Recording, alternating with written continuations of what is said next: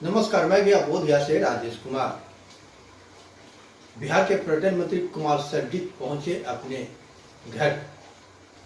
जब वो गया के लिए पटना से प्रस्थान किए तो उनके पार्टी और समर्थकों के द्वारा सड़कों पर माला पहनाकर उनका स्वागत किया गया और गाजे बाजे के साथ मिठाइयां भी जमकर लोगों ने बांटी है। गया जिला के विभिन्न क्षेत्रों में मुख्य सड़क पर उनका स्वागत करने के लिए लोगों की भीड़ लगी रही, क्योंकि बिहार के विधानसभा क्षेत्र बोधगया विधायक पहली बार मंत्री के पद पर अपना योगदान दिए हैं। इस बात की चर्चा पूरे बिहार में चर्चा हो रही है कि पर्यटक की भूमि ज्ञान और मोक्ष की धरती से पहली बार पर्यटन क्षेत्र में विकास करने के लिए मंत्री कुमार सर्जित को बनाया गया है। उनके आगमन पर हजारों की संख्या में सड़कों पर विभिन्न वर्ग के समर्थक उमड़ पड़े। इतनी सैलाब की चारों तरफ सड़कों पर माला फूल के साथ नजर आ रहे थे, मिठाइयां बांट रहे थे, गाजे बाजे के साथ नाच रहे थे। इतनी अधिक खुशी शायद मगध की धरती बोधगया में पहली बार मंत्री बनने पर किसी का स्वागत किया गया। सबसे बड़ी बात यह है कि मगध के क्षेत्र में 4 चर्चित व्यक्ति मंत्री बने हैं। बेलागंज के चर्चित विधायक सुरेंद्र यादव, पूर्व मुख्यमंत्री जीतन राम के बेटे संतोष कुमार सुमन और अशोक चौधरी, जो खिदसराय के कुरवा के निवासी रहने वाले हैं। 4 मंत्री के बनने के बाद तमाम लोगों ने महागठबंधन के नेता को धन्यवाद दिया। बिहार के मुख्यमंत्री नीतीश कुमार को यह उम्मीद जता रहे हैं कि शायद बिहार में नई विकास की लहर चलेगी। लोगों ने क्या कुछ कहा, उनकी बातों को सुने। पासवान राष्ट्रीय जनता दल के एस कोष के राजकारिणी सदस्य हैं बिहार का, और आज बहुत खुशी का दिन है कि हम लोग की महागठबंधन की सरकार बनी है और उसमें बोधगया के लोकप्रिय नेता कुमार सर्जित जी को पर्यटन मंत्री के तौर पर बनाया गया है। और बिहार इसके लिए बहुत ही खुशहाली मना रही है और पूरे बोधगया की धरती के पूरे तमाम युवा साथी और गरीब गुरबा के लोगों को सबको आवाज़ देने का काम किए हैं। मिला है और कल हमारी बैठक हुई थी। बैठक में कल ही हमने यह निर्णय लिया है कि बिहार के जितने भी SH और NH हैं, सब पर पर्यटन ढाबा का हम निर्माण करने जा रहे हैं। 50 लाख रुपए में बेरोजगार छात्रों को दूंगा, सब्सिडी होगी उसमें, और कई देश के खाना जो है वो प्रबंध करेंगे। दूसरा, बोधगया, नालंदा, राजगीर, वैशाली, जो हमारे भाई हैं जिन्होंने कई देश की भाषाएं का ज्ञान रखा है, हम उसको नौकरियां की व्यवस्था करने जा रहे हैं। रोज़गार और नौकरियां दोनों एक साथ हम कर रहे हैं उसके लिए।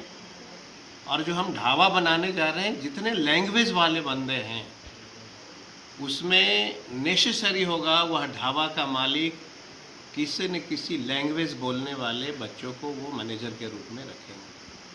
हमारे दल का, हमारे गठबंधन का, हमारे लोगों का ये प्रण है कि हम 10 लाख नौकरियां देंगे। हम उसी के तहत हम आगे बढ़ रहे हैं।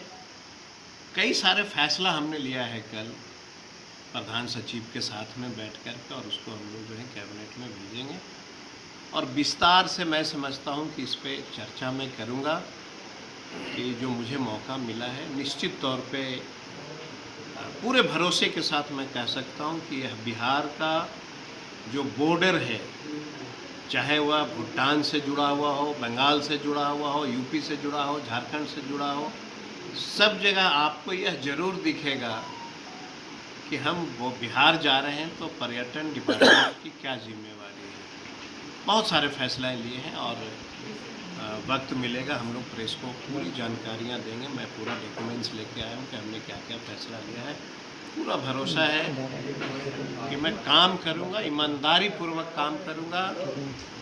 और ये जो जिला के लोगों ने भरोसा किया है हम पे, पूरी कोशिश होगी कि मैं खड़े उतरूं। भगवान विष्णु मंदिर का जो मामला है उसको विस्तार करना है, सुंदर बनाना है, भगवान बुद्ध की पवित्र धरती को सुंदर बनाना है। तमाम बिहार के जितने टूरिज्म से जुड़े हुए चीज़ें सबको हम लोग देख रहे हैं, बहुत गंभीरता से, बारीकी से काम। सर, ये पर्यटन ढाबा का कंसेप्ट सभी जिलों के लिए है या सिर्फ? ये जिलों का मामला नहीं है, एसएच और एनएच का मामला है। सर, अगर एसएच से एक जिले से दूसरे जिला पे आप निकलते हैं तो आप देखेंगे कि ढाबा की क्वालिटी जो है बहुत ख़राब है और बहुत सारे लोग पसंद नहीं करते हैं रुकने के लिए। तो उसको मैंने एक चैलेंज स्वरूप लिया है कि सभी एसएच और एनएच पे हम जो है ढाबा एक देंगे। 50 लाख रुपया ज़मीन पब्लिक का होगा, जो इंटरेस्टेड है वो ज़मीन उसकी होगी और हम उसको 50 लाख का जो है व्यवस्था हम कर रहे हैं और खूबसूरत सा ढाबा बनाएंगे ताकि जो देश विदेश और पर्यटक हैं हमारे डिपार्टमेंट के ढाबा पे रुकें तो वह जिस जाति धर्म के होंगे, चाहे जिस देश के होंगे, हम पूरी व्यवस्था उसको करने जा रहे हैं। हर देश का खाना हम देंगे और बिहार का जो व्यंजन है वो स्पेशल लिट्टी चोखा तो रहेगा ही रहेगा। एक पॉलिटिकल सवाल है कि नई सरकार के गठन होते ही बीजेपी तरह तरह की सवाल खड़ा कर रही है, खास करके आनंद मोहन जी पेशी के लिए पटना जाते हैं। देखिए, मैं उस पर बहुत ज़्यादा चर्चा नहीं करना चाहता। हम काम करने वाले लोग हैं, हमें बात बनाने नहीं आता, मुझे किसी के ऊपर आरोप लगाने नहीं आता। हमारे पूर्वजों ने हमें ऐसा शिक्षा दिया है कि सबका मान, सबका सम्मान, चाहे वह जिस जाति धर्म के लोग हों। हमारे लिए सबके लिए प्रेम है मेरे मन में और मैं सिर्फ काम करने के लिए आया हूँ। कौन क्या कहता है, कौन क्या करेगा, उससे हमें कोई लेना देना नहीं है। पर्यटन मंत्री अपने बोध गया आवास पर पहुंचने से पहले कई महापुरुषों के प्रतिमाओं पर किया मालार्पण।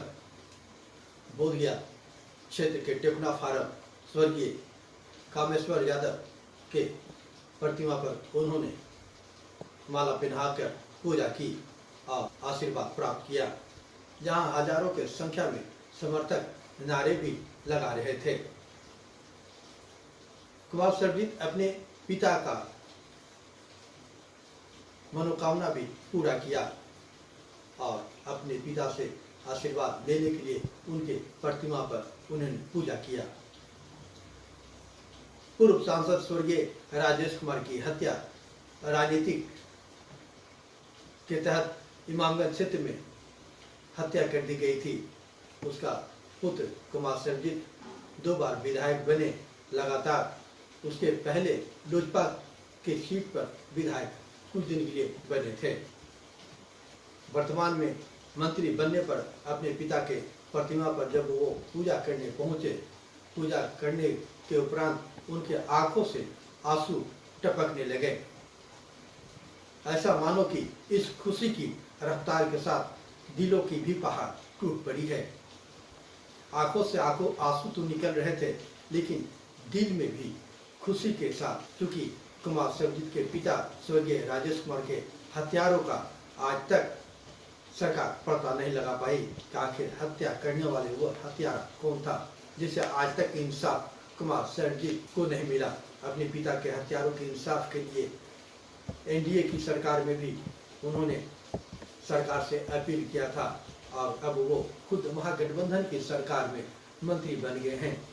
इस बात का भी लोग उम्मीद यह जता रहे हैं कि खुशियों तो मिली है, लेकिन क्या इंसाफ मिलेगी यह वक्त ही बताएगा। उनकी पत्नी और परिवार के तमाम लोगों ने भी पहले उनके पत्नी ने आरती उतारी, चंदन लगाकर माला पहनाकर उनका स्वागत घर में किया। उनके साथ घर के काफी संख्या में परिवार मौजूद थी। आशीर्वाद लेने के लिए बड़ों को पैर छूकर उन्होंने कई जगहों पर प्रणाम किया तो कई को आशीर्वाद दिए। अपने गले से माला निकालकर अपने समर्थकों को भी विदाई पहनाते नजर आए।